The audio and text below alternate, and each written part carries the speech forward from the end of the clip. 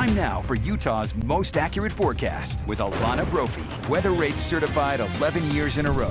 Another unsettled day, and we start up in the high country where the snow continues to come down. You can't make out Alta because it's snowing there, their third snowiest season on record. They're in the 700 club with that number going up. We've got to start with Snowpack today. I know we've got storms out there, but this is important because we are very close. And as we head into the next, I would say probably 12 hours, we're going to break the all-time record for state snowpack throughout the state. We measure that with our snow water equivalent. It's called SWE, and it's if you melted down all the snow, it would be the depth of the water. Right now, we're sitting at 25.9 inches.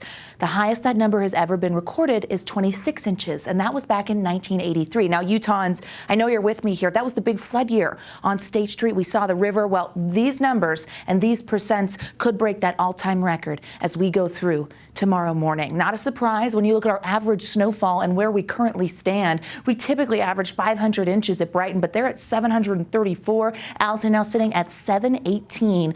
Incredibly large snowpack for this strong winter. And then you can see places like Solitude, Park City, Deer Valley doubling their snowpack in some locations. Deer Valley dealing with the snowiest winter on record. All the snowpack adds to our drought monitor. It's Thursday, so the newest numbers are out. And you know what we can say? Progress, folks. As we take a look at the drought monitor, you're starting to see some areas in eastern Utah pulling away from the drought, 7% of the state.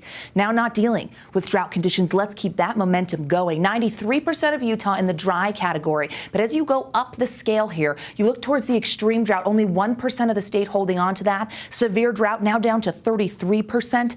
And as that moderate drought at 82%. So an incredible winter, and we continue to battle drought conditions and these storms helping us in the way of moisture. Speaking of storms, we're anything but dry today. As we take a look at the storm tracker radar, it's sweeping the region. Snow in the mountains, rain on the southern end of Salt Lake County towards Draper, West Jordan, over towards Tooele, as well as Provo and Payson. We're watching this line of storms tracking west. It's going to go over the Great Salt Lake, and if they hold together, that could rock the Wasatch Front here in just a little while. We also know we're seeing snow on the eastern side of the state over towards Vernal and Duchesne. As we get a little closer, you're able to make out Park City and Heber tapping into this, as well as Lehigh and Eagle Mountain with a stronger cell.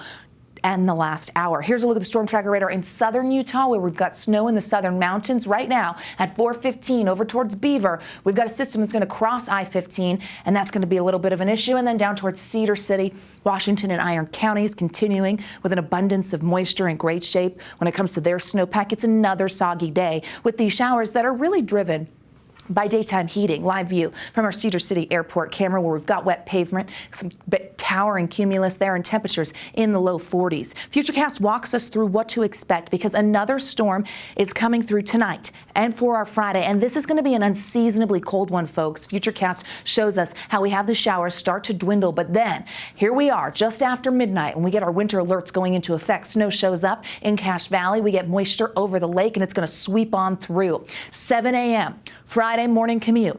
Spring, sloppy snow. That's all I can say, because as you look towards Logan, Ogden, through Kaysville, Draper, Lehigh, all the way to Spanish Fork, we get snow, which means if you're headed out early tomorrow morning, you're going to see some winter travel conditions as the snow level hits the valley floor and colder air moves in. Snow potential holds on by midday, and snow showers underneath that northwest flow. So here comes that unseasonably cold air following the cold front, and that means we're going to be pretty unstable, and snow showers continue throughout our Friday and into our Saturday, and it's going to be really cold. Daytime highs in the 30s, so this is going to feel like a winter storm, even though here we are in spring. And notice, by Saturday afternoon, we still have active skies. Showers will be hit or miss, but the first portion of our weekend looking pretty soggy. Here's how much you can expect. 1 to 5 in our valleys, 4 to 12 for our mountain valleys, 6 to 18 in the high country, and the cottonwoods could pick up another 2 feet. So yes, we're breaking that snowpack record as we get through this weekend. Now you know what to expect. Now those temperatures are drastically dropping. 30s for the daytime highs tomorrow.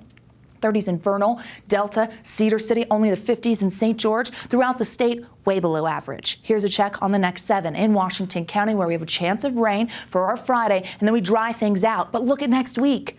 Oh yeah, the moisture returns. Midweek moisture making another appearance. So we get a slight break with cold air. Temperatures rebound with the winds kicking up Tuesday, but then That mixed precipitation makes a return Wednesday and Thursday. So we definitely know the active pattern wants to hold steady. Stay on top of your forecast by downloading that ABC4 weather app. It's easy to do. You take a picture of this. It's a QR code.